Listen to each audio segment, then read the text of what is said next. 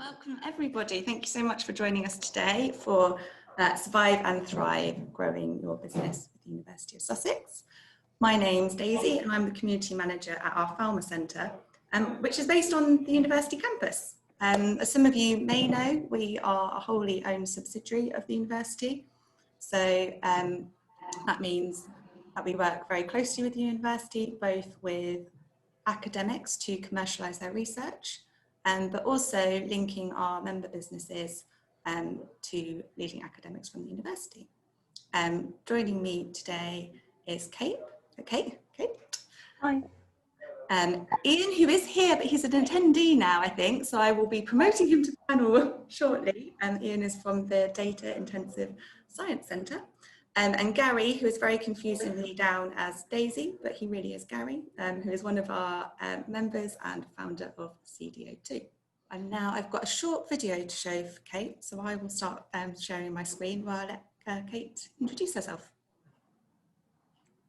Okay, so if you want to run the video first, Daisy, and then come to the after.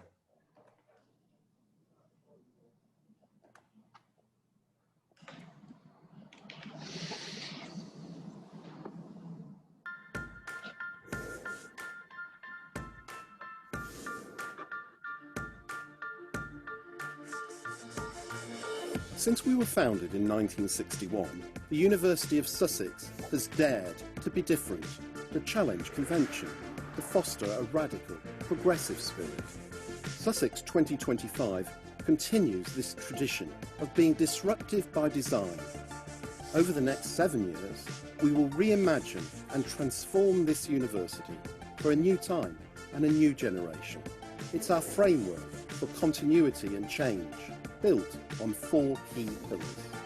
Sussex students will receive a world-class and genuinely distinctive education. It will be digitally advanced with a focus on our students' all-round experience and well-being. It will enhance their lives and their ability to make their own meaningful contributions to the world. We'll be a university that is internationally renowned for knowledge exchange, research, and ideas. Our research will make a difference to people's lives by solving the grand challenges of our time. Interdisciplinarity will drive our research agenda, and we will challenge conventional thinking by looking at old and emerging issues in new ways. We will be known as the engaged university, working for positive change in partnership with people, communities and organisations close to home and around the world. We'll make Sussex an environment that provides our people with every opportunity to achieve their potential. Welcome to Sussex 2025, our 7-year strategic vision for a better university and a better world. If ever there was a time for a great university to stand on the sidelines, this isn't it.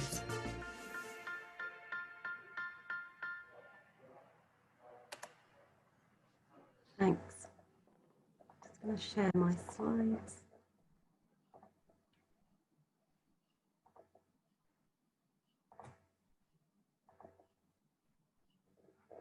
Hello, I'm Kate, Deputy Head of Business Engagement at the University of Sussex, and I work with colleagues to engage business with students and research across the university. Now that video was made before the COVID-19 pandemic, but it still rings true, and indeed there is no better time to engage with the university to help stimulate business growth. And I hope that during the course of today's session, you'll be better equipped to understand how you can connect with us to support your business to thrive in these difficult times. So we certainly haven't been resting on our at the University of Sussex. Our COVID-19 task force has been working hard to make sure that we use all the resources and expertise at our disposal at the university to make sure that we can support our local community through a really difficult time. So our engineers are manufacturing PPE across the past few months. Medical school doctors were assessed early so that they could join the NHS. Our mathematicians have been modelling predictions. Our NHS diagnostic labs have been made available to carry out tests and so on. And our social scientists have been really busy looking at the effect of home working on family life and well-being. They've been looking at child mental health and advising ministers that time to play is really important, as well as making sure that children get on with their studies from home. Our behavioural scientists have been advising government on collective behaviour during emergencies. So how do people respond when they receive these sorts of messages about how we've all got to obey new rules and changing rules and so on? So you can see that there's a wide array of different ways that we seek to support our local community. And this time of crisis is a really good example of how we can really be at the heart of the support. So one of the ways that you'll be used to accessing resources at the university is for recruitment and project support. So of course, we can provide access to the next generation of talent that will help your business to grow. But what you might not be aware of is the fact that we've got plenty of different opportunities that will allow you to get hold of the skills that you need at the time that you need them and at the price that you can afford to pay. So you'll be pleased to learn that we offer full and part-time, part-funded 6 to 8 week internships for graduates and students to gain some work experience with our local business partners. These schemes are funded, first of all, through a collaboration with Santander, but also through our first generation scholar funding, which we use to support people from less well-off families or who might be the first to study in their family to come to university. And we try to address the balance there to give people sufficient career development opportunities. So the funding scheme... Sorry, Kate, have you, your slides aren't up at the moment. I wasn't sure you saw you. They not? No, sorry. Okay.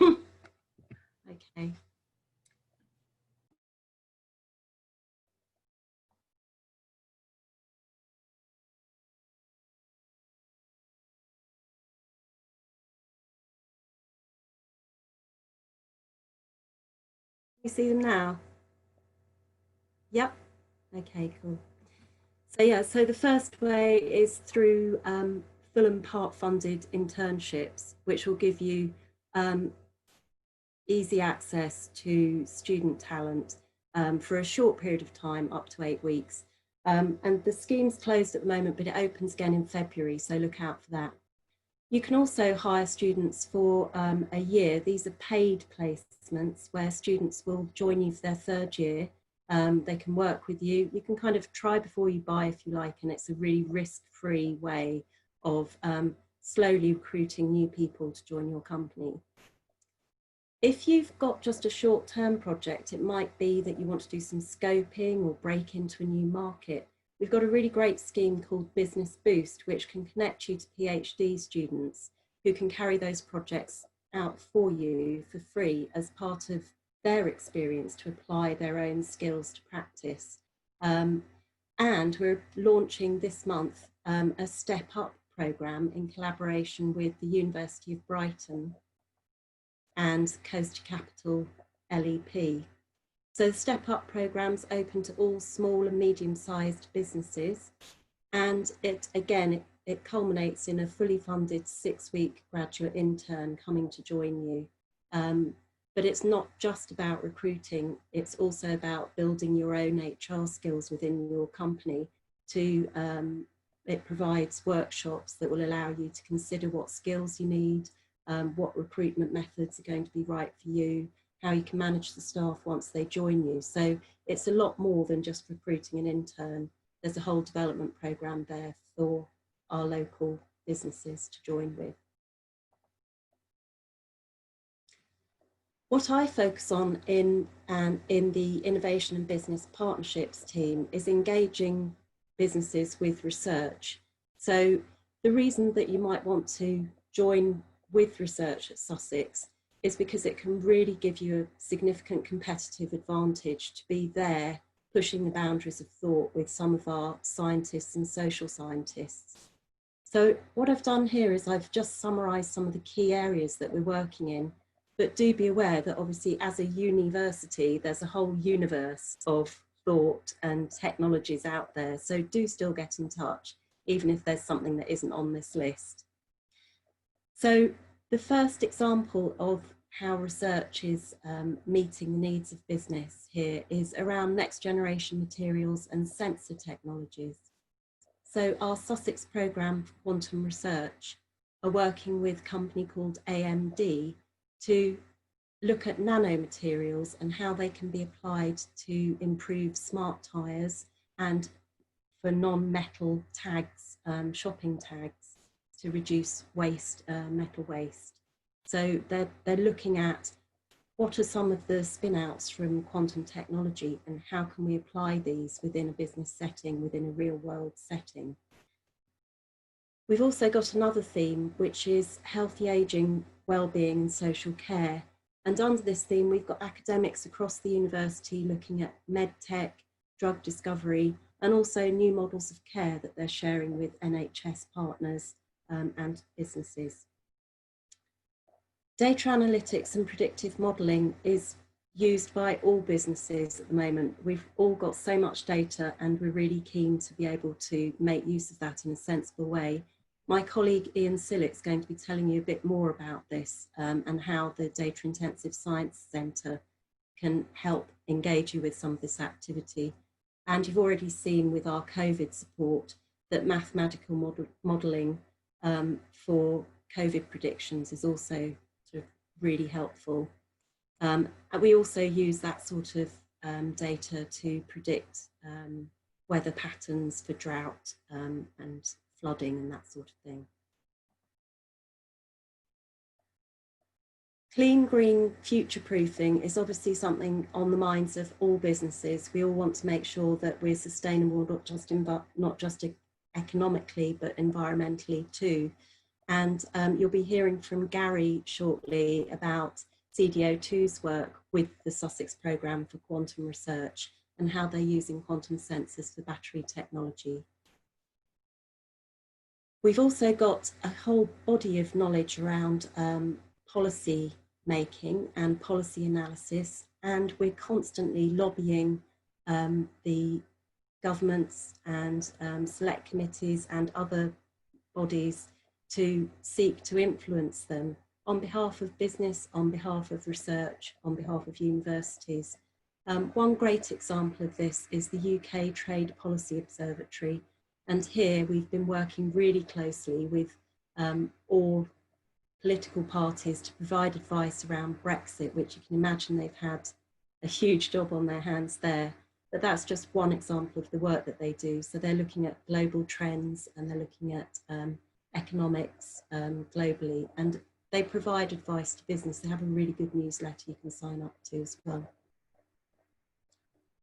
We also have colleagues looking at 5G, 6G, Internet of Things, how we can apply that sort of communication technology and robotics within an agricultural setting, within medical settings, and looking at connected autonomous vehicles and robots and how they might be able to support with better production, more efficient systems and so on.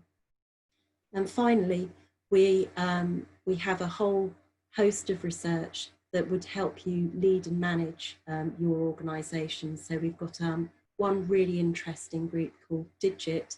This is looking at digital skills for the future, considering what our future of work might look like and what skills we're going to need to equip ourselves to be effective within that new environment. So that you can see there's quite a range of different ways, different types of expertise across the uni. And there's a number of mechanisms that I can introduce you to, and my colleagues in the Innovation and Business Partnerships team can work with you to support collaboration with all of that knowledge. First of all, if you're new to this and you've not done any work with the university before, we have a series of impact acceleration grants that can help you to get connected to some of the learning that knowledge that you're interested in finding out about.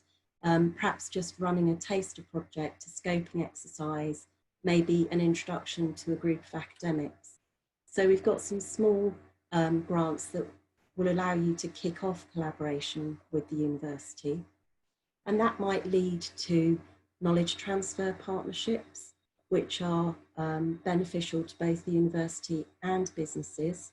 It's a way that you can secure up to 63% of funding for new projects that you might want to bring to market, new products that you might want to bring to market. There's also a management version of those KTPs, which might allow you to transform your business using some of that leadership and management expertise I was just mentioning. And then we offer consultancy and contract research services, and we welcome anybody who wants to have a look at what patents we've got and consider taking out licenses to develop some products on the back of those. Finally, we've got, we're always keen to work with businesses to put some of the research into practice, either via Innovate UK grants or via other funding research grants that crop up. So if you ever see a grant that is moving learning in the direction that your business is going, again, get in touch with us to find out if we've got academics already working in that area that you might be able to connect up with, and we can together collaborate and apply for some of that funding. Again, if you're just dipping your toe into the start of collaboration with the university, there are always events running throughout the course of the year. And coming up this month and next month, we've got an Aspect conference, which is looking at commercialising social science. There are a series of free to join webinars there that we welcome all business people to join. It'll give you an idea of what sorts of social science work are taking place and how you can get involved with that to bring a benefit to your business. In November, we're running the Festival of Social Science, which is usually a really vibrant festival across the whole of Brighton and Hove. This year it's running virtually, but do join us. There's always some really exciting speakers there, and it's a great opportunity to network with businesses in the area as well. And then finally, look out for the launch of the Sussex MBA Partnership Scheme, which is launching next month. This is a really good opportunity if you want to learn from people in our business school, which is rated as one of the top 10 business schools in the world. You can join the Sussex MBA, and potentially there are some good partnership schemes there for local business partners. So have a look out for that. So I realise there's quite a lot of information to take on board there. So just to summarise, do collaborate with us. We're here, we love to work with external business partners. It's what enriches the research that we're doing. So do get in touch, either for recruitment, for placements, funded internships, the Business Boost projects, or the Step Up programme. And do get in touch with us to support your innovation around knowledge transfer partnerships, collaborative research, consultancy, patents and IP. The best way to get in touch is by emailing at the moment. So email us at collaborate@sussex.ac.uk, and we're always pleased to have a conversation with you. Thank you. Brilliant, thank you, Kate. So yeah, if you've got any questions for Kate now, then please do pop those in the Q&A, and we'll come to those at the end of the session. But for now, I'm going to pass you over to Gary. Great, thank you, Daisy. So it was very interesting to hear from Kate a lot of the official ways and the kind of recommended ways of collaborating with the University of Sussex. I'm going to just talk from a very personal perspective about my more Maverick approach to collaborating with the University of Sussex. I think often it's useful to take an unconventional approach because you get different and surprising outcomes. So I'm going to talk about what I've been doing and how it's led to some of those more conventional interactions that Kate was describing. In particular, a lot of the work we've been done has involved very quite large-scale Innovate UK projects, which has really made a massive difference to the direction of our business, and it's basically the whole focus of what we're doing right now. Daisy mentioned this earlier, I do need to head off before the end of this webinar. So if you have any questions for me specifically, you can pop them in the box and Daisy can collate them just before I leave, or just after I finish this presentation. So I'm now finding out I can't work out how to move on to the next slide. Oh, there we go. So the company I originally set up 15 years ago when we were doing financial software. So it's very commercially focused, not so much links directly with universities or academia. Having said that, I did have some history of working with universities before. There was some regional development funding that allowed me to get involved with some universities and work with the LSE. We also had a knowledge transfer partnership. It was a very good way of getting some high quality, high powered computer knowledge into the business. I also did some collaboration with some PhD students or academics in Germany. So it was quite, I've always been very well aware of the benefit of working with universities, but our work has always been self-funded and very commercially focused, and that's really what's changed recently. So I was basically looking for a change of direction. The financial software market had changed massively. I'd ended up doing consultancy. I wanted to do something else.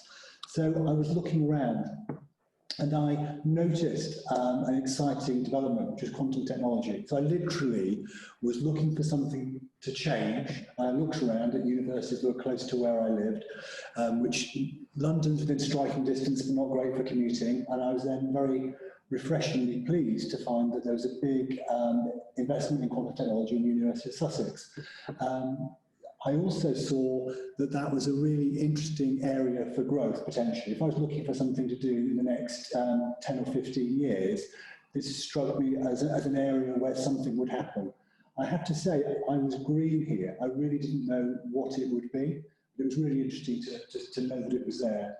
The way in which I wanted to get involved was very low risk. I wanted to learn more. So I actually signed up for a part-time master's at the university.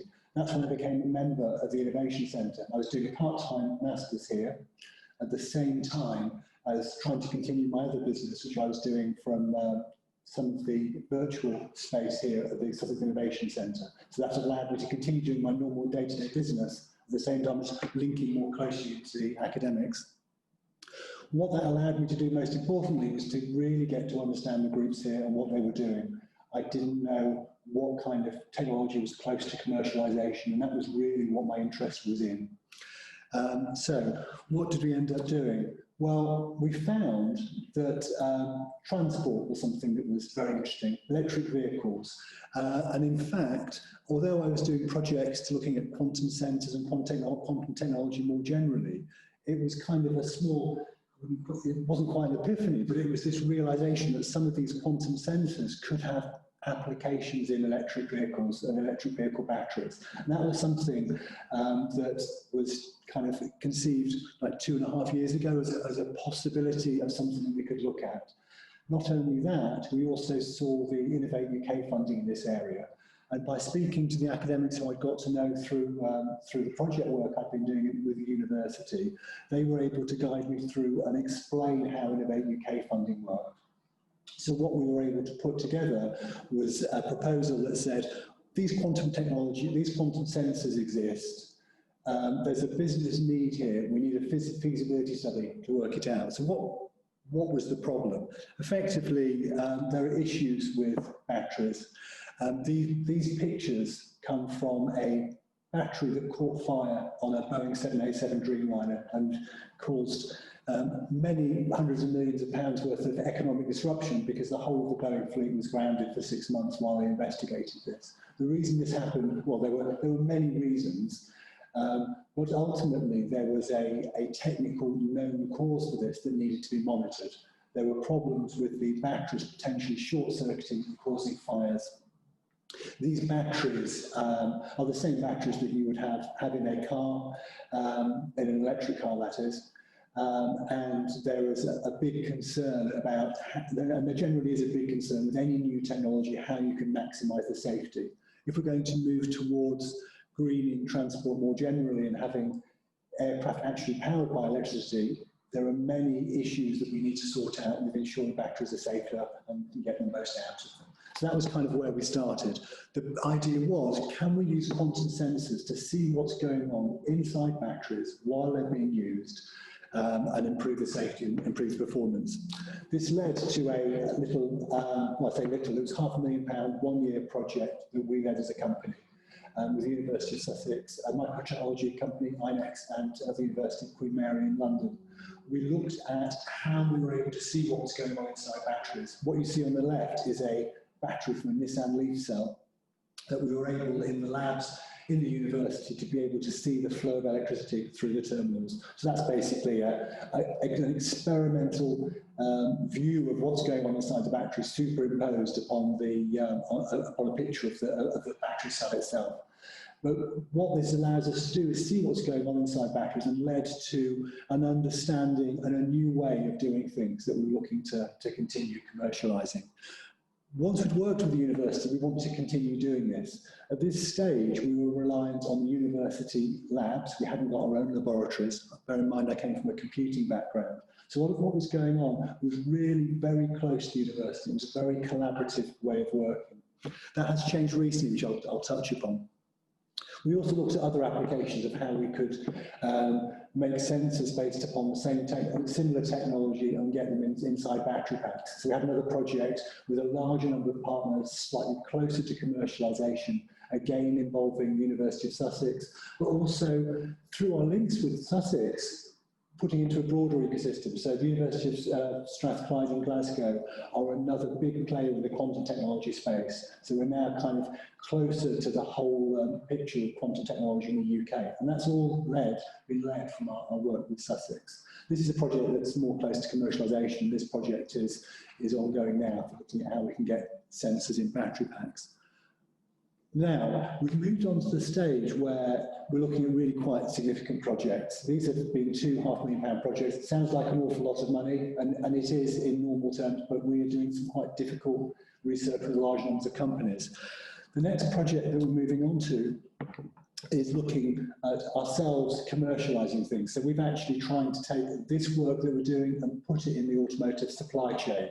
So this leverage, by working with the university, giving us that credibility, is now enabling us to get some more direct business-focused funding. And this is basically, all this commercialisation activity is what we're doing here at the Innovation Centre. But in terms of the big collaborative projects that will take us on in the future, the big one of these is actually using the quantum sensors that we originally wanted to do and try and build them into a supply chain of the battery production. So, having done all of this work, we actually got the project led by Anti-Power, who I unforgivably managed to remove their logo from that assortment on the right. But they're trying to build the first gigafactory for batteries in the UK. And effectively, they are leading a project which will use the quantum sensors and some of the patents that we filed with the University of Sussex. From that very first project, there's very early discoveries. Well, I say early, it was only just over a year ago that some of these results came out. But when this work came through, we always knew that we wanted to be able to build it into the supply chain and build it into a battery manufacturing system. So this project, which we won early this year and only started in August, is at a different scale. You understand why I was saying earlier these were only £500,000 projects. This is a £5.4 million project over 3 years, which will involve engaging a complete supply chain in the UK to develop quantum technology, which comes from the University of Sussex and the University of Strathclyde, but is being built with semiconductor manufacturers in Wales, that's CSC, cell manufacturers in Scotland, Kelvin Nanotechnology. There are a magnetic shielding company based in Kent, and CPI, which is not an incubator, it's a government catapult type organisation. But basically to take all this technology that has been sitting in a lab so far, sitting in small experimental places, and really turn that into something that will exist as in a pilot plant, in a real factory, building real batteries, and improve the quality of those batteries, detect faults, improve yield, reduce costs. Our role in all of this has been to put it together and to try and commercialise it. And that's exactly what we'll be doing here. I did mention earlier, one of the other things that we're looking at is we were working very closely with the university labs, and that was the case up until COVID. COVID's made it very difficult to use some of the university labs, as I'm sure you can imagine. Luckily, by being involved with Innovate UK and being involved with all these projects, we were able to secure what's been called COVID continuity funding. So that's allowed us to replicate a lot of the equipment that we were dependent on in the university here in the Sussex Innovation Centre, and has funded that development, which has been really important for us. So this is my very unusual way through the system here. I ended up in the same place. I wouldn't have known where to start with innovation funding at this level had I not come to the university, had I not been working with the university. I mean, it's very valuable to a university if a company comes along and says, I would like to lead a collaborative project. The big difference between what I was doing before, when I was doing the computer stuff, is, oh yeah, I'll pay the university to do this, I'll pay the university to do that, we'll have a collaboration and I'll part pay. When you're doing a collaborative project, and there is a reasonably good landscape of collaborative funding available, it's possible to come along and say, okay, I'll get some funding for my work, but on the back of me having an interesting enough idea to get collaborative funding for, all of the university's funding is delivered. So in this particular example, I think both the University and Strathclyde benefit from about £500,000 funding each from this. And that doesn't come out of the company's pockets. The companies only have to pay a percentage of their work. In our case, it's 30% because we're an SME. A medium-sized company is 40%, and a large company has to pay 50% of their work. But anyway, there are a whole load of opportunities out there, and certainly working with a university, and in my case, a local university, has really delivered what I need. I'm aware I'm probably late already to join my next meeting, but I'm very happy, Daisy, if there are any questions that are kind of specifically about my experience, I'm happy to take them briefly.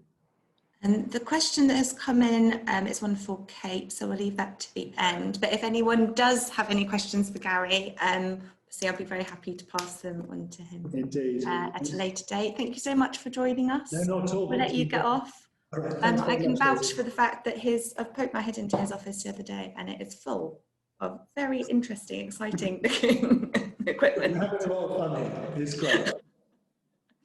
Thank you so much. Are you able to log out? Perfect. We could just have a view of the boardroom. That's fine. Okay, great. So now over to you, Ian. Thank you. Okay, thank you. I'll just set up.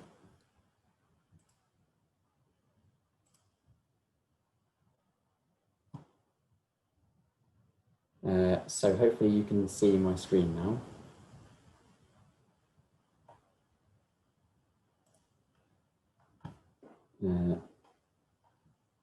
Daisy, is that all working?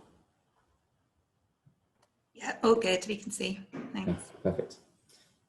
So what I want to do is just talk about me first. I always like to talk about me. I am Ian Sillett. I'm the Innovations Partnership Fellow. I'm based in one of the schools at the university, so Maths and Physics School. My job is to be the interface between the research in the school and external partners. So I am open to Maverick approaches, but also official approaches for collaborations with all the research that happens in maths and physics. So if you want to get in touch, please do. But I'm here today to talk about DISCUS. So DISCUS is the Data Intensive Science Centre at the University of Sussex.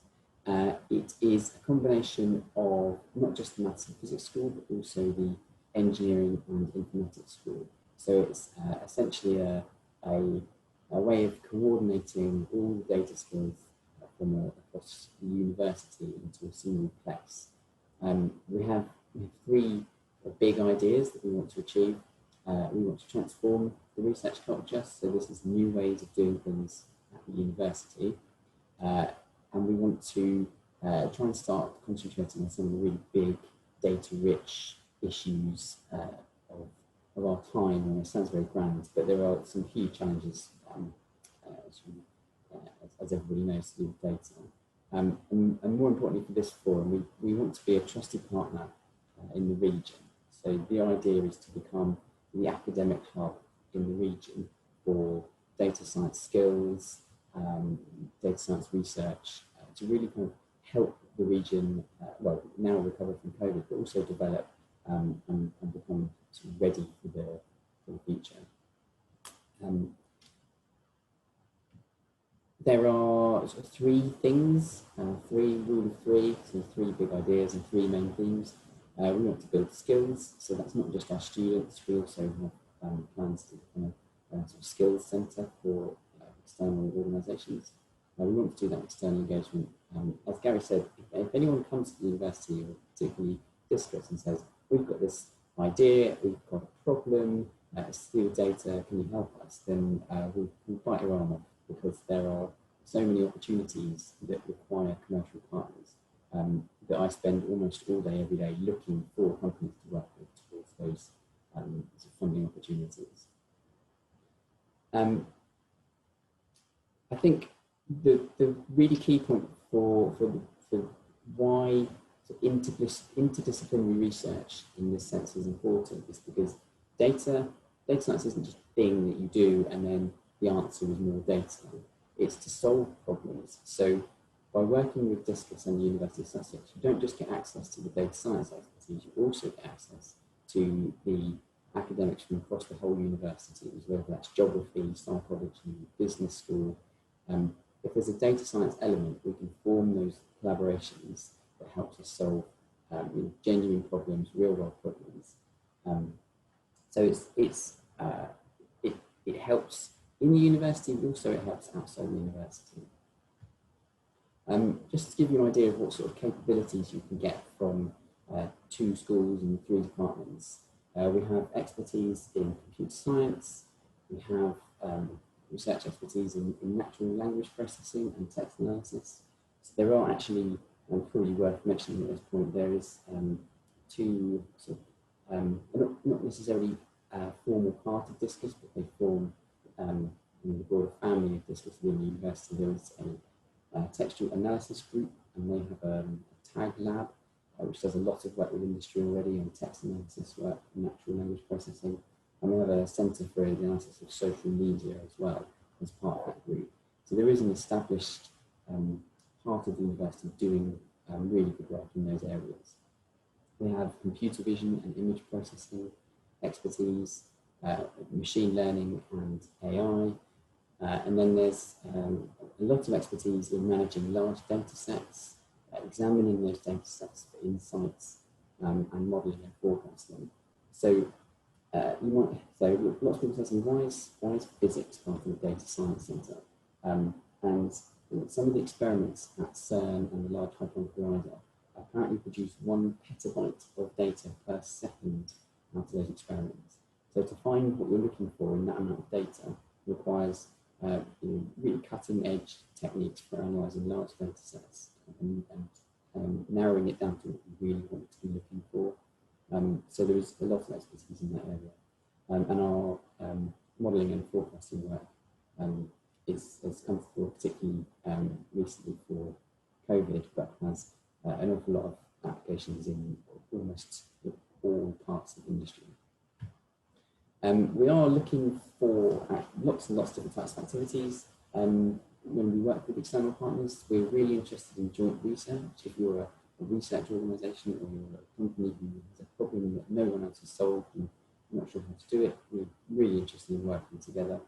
We can access the innovation funding through some of the research councils that fund research. We're really keen to have that research commercialised in some way. So there are pots of money available for us to work with companies to take some of our research to market. You can only access that funding by working with academics.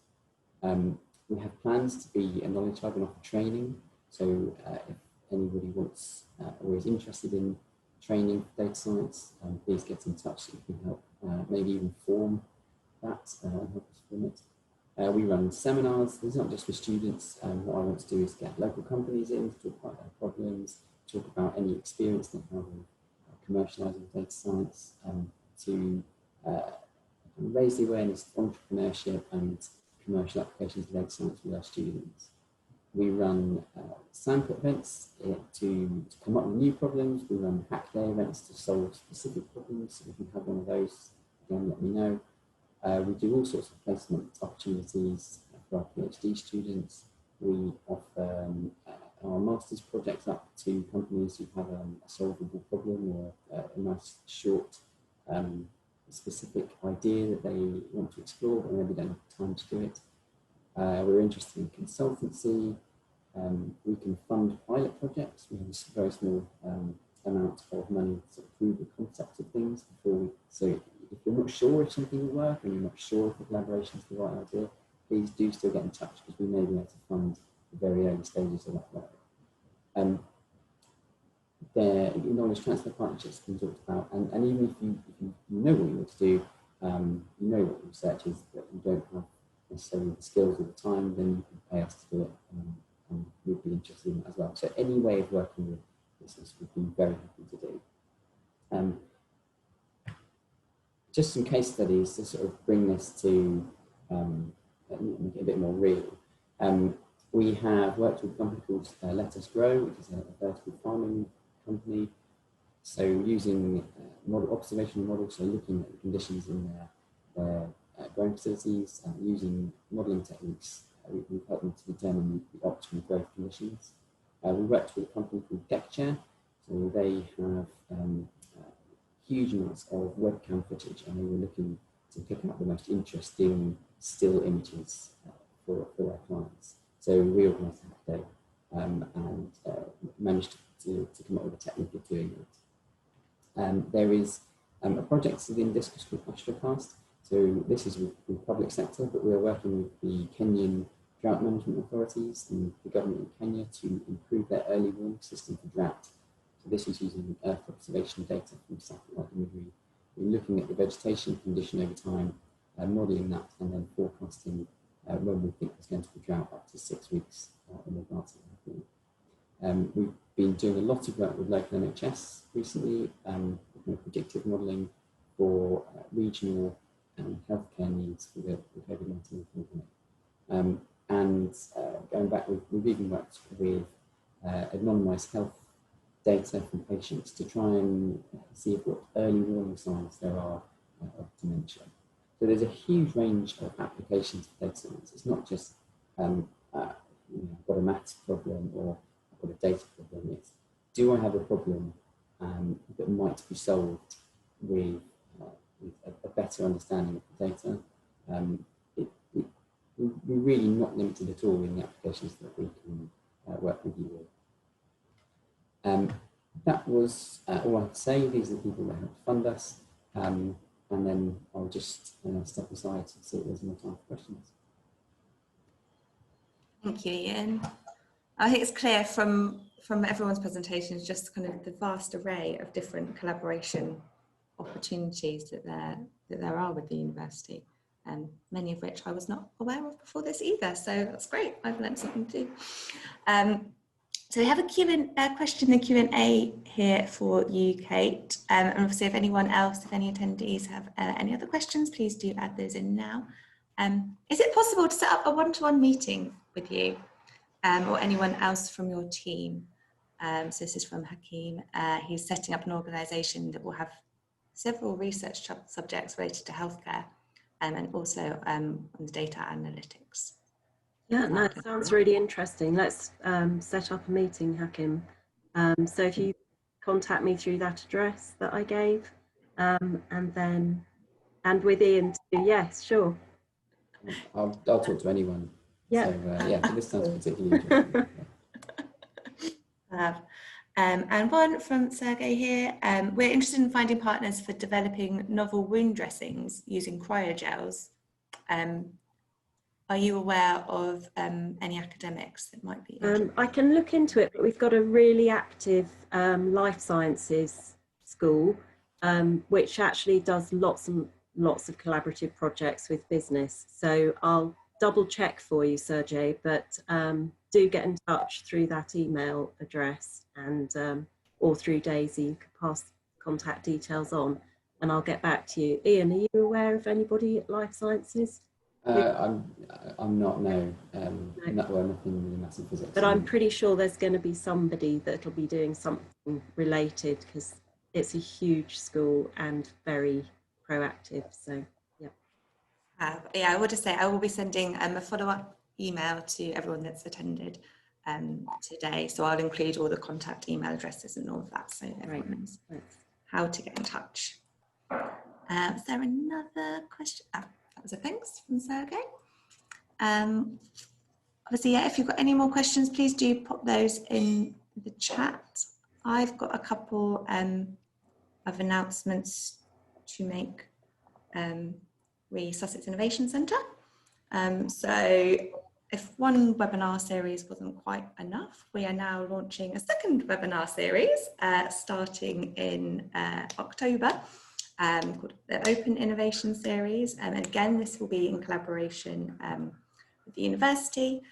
So this series of webinars is designed to, it'll be led, each session will be led by a different academic from a different area, from different schools.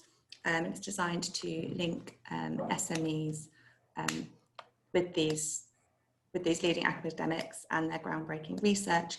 And again, as with the title of this webinar, it's designed to help businesses grow and to innovate. So I believe I have the link for that, which I will drop into the chat. The first one is going to focus on metamaterials, and is being led by Gianluca. Don't know if that's someone that you are familiar with, you guys. Yep. No. Yeah. So it should be a good one. Bear with me. I'm just finding the link. Great presenter. He's very entertaining. So, yeah. And very knowledgeable about his subject area as well. Make sure I'm sending this to everyone. And there we go. So yeah, that's the first one of the Open Innovation webinar series. That is on the 15th of October. Also, a kind of watch this space announcement, just to let you know that we are launching, soon to be launching a new set of products for businesses called Building Products Customers Crave. It's quite a tongue twister. But we'll be sharing details of that very soon. So yeah, anyone interested in that, please do feel free to get in touch with me. Do we have any more questions for our panel? I think another one's just come in. This is from Sergey again. He's just completed phase 1 GCRF project and applying for phase 2. I have no idea what that means. Maybe Kate, could you? Yeah, no, that's good news that you're already underway with that. So yeah, I'll definitely try to find somebody to work with you for that. Would be happy to join part of a consortium group if that's what you're putting forward, or just work together, the company and the university, whatever's appropriate.